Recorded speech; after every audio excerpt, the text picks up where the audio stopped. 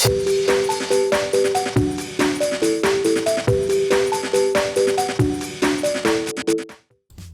it going, YouTube? It's Panda time. In this video we have Jesmon going up against X-antibody.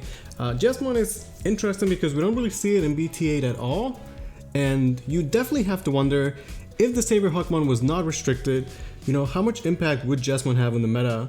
I think that there are some new tools in BT8 that Jesmon can use. Specifically, the sister mons can go into Chimeramon. You can do some really cool stuff with it. So if you guys have not tried out Jesmon, maybe give it a shot. Although at this point, I guess anyone playing Jesmon would be like an actual Jesmon like tryhard or Jesmon lover, which is interesting because before it was just like the bandwagon deck, right? Kind of happens, like same thing with Lord Knight, right? Anyone still playing Lord Knight like actually loves Lord Knight, and I respect that. We do see a horrible, and I mean horrible opener for the Jesmon player, having to hard drop the Bow Huck. He does find a rookie in the next turn, but at this point, the X-antibody player has set up so much already. He's already set up to go with a Doru Gray, and even has a Doru in the side as well. He's able to go into a Saber Hawkmon in the back door, which is pretty good. So from this position, I think as long as the X-antibody player doesn't pass over 3 memory, he will be okay, right? The Jesmon is scary, but he does need the pieces and the time to set up. Gonna actually go into an Alphamon and memory choke at 1. I think it's a pretty good play. Don't have to risk anything. The Alphamon should be relatively safe. It's actually going to eat a Gaia Force. Not what I expect for sure. But this thing about, cards like Gaia Force, like while good, he passed over 7 memory, right? And with 7 memory, the X player can literally just rebuild an Alphamon. Granted, he may not have the pieces, right? Gonna be setting up a Coda, ensure he has memory to work with and find more X-antibodies.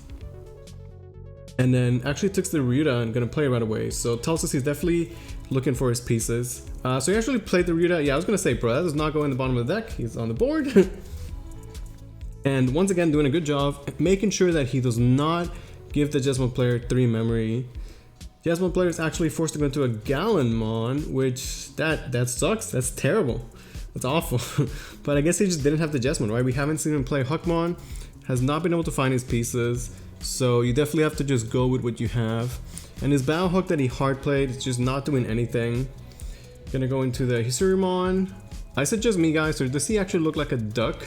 Like, I know he's supposed to be a dragon, but like, he just looks like a duck to me. At least in the card art, it's pretty funny. They just hard dropping sisters, keeping the Galmon inside. Very interesting. I think this might be a case where he's actually staying in racing for way too long. I don't know exactly what he's scared of, but like, he has a level 6. I think you have to go out and make something with it, and then maybe try and rebuild again. So maybe just one player being a little bit too conservative here. We see the Yuji being played. Let's go to the Oryumon for a discounted cost, and the Oryu effect. He's gonna put Doru Gray so he can pop the sister, and then it's gonna be like 3 checks at least 14,000, which should be good against pretty much anything. So he did not have another Alphamon, but in this case the Oryumon is honestly good enough. Gets into a Memory Tamer, which is good for the Jesmon player. But again, it's a too little, too late. Does have the reboot as well.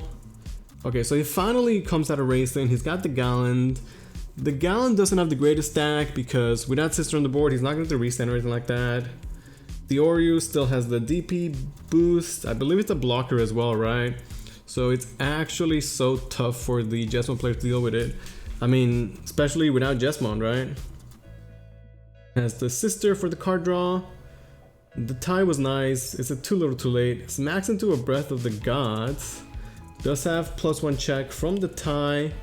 Hits another Breath of the Gods. Pretty funny. And then he does get the restand because of the sister. But because of the breath, he actually cannot attack again. Is forced to just play another sister to pass.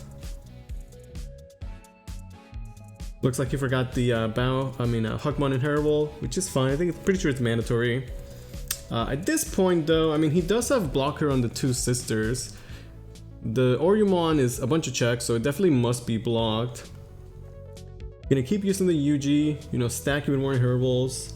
It's gonna let him proc his effects. Yeah, it is definitely, it has to be blocked, right? Must be blocked.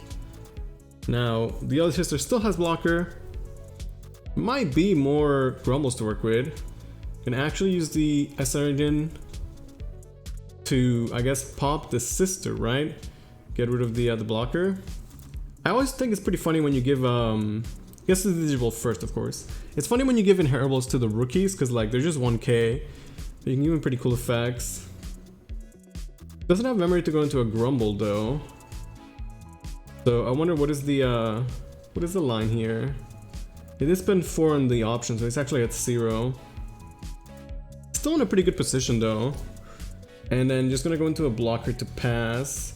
The funny thing about this is that by him Digivolving the Gallant, yeah, it lets the Jesmon player actually go into Jesmon now, and this was a pretty good stack because it did have the Saber Huckmon.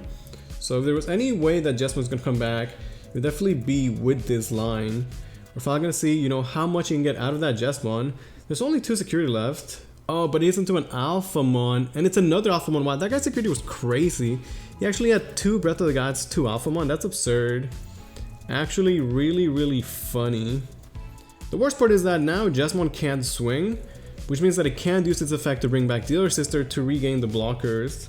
So that's actually so unlucky for the Jesmon player, but it'd be like that, I guess. So if he has Judgment of the Blade, he can still attack the stack, which would definitely be the best play by far. But judging by his reaction, that's definitely not what he has. I don't know what the Jesmon builds look like these days, like what options he's playing. We saw he's playing Gaia Force, right? So one of the things about these type of builds is that like there's so many good cards you can play, but you can't fit everything into your list. At this point, there are no blockers, and shy of being another guy for insecurity, that should just be swing. He might even have a grumble just in case. Or he swings, Doru swings, and that's gonna be game. Anyway, I hope you guys enjoyed that game. Let me know what you guys think about Jesmon in BT8. Thank you guys so much for watching.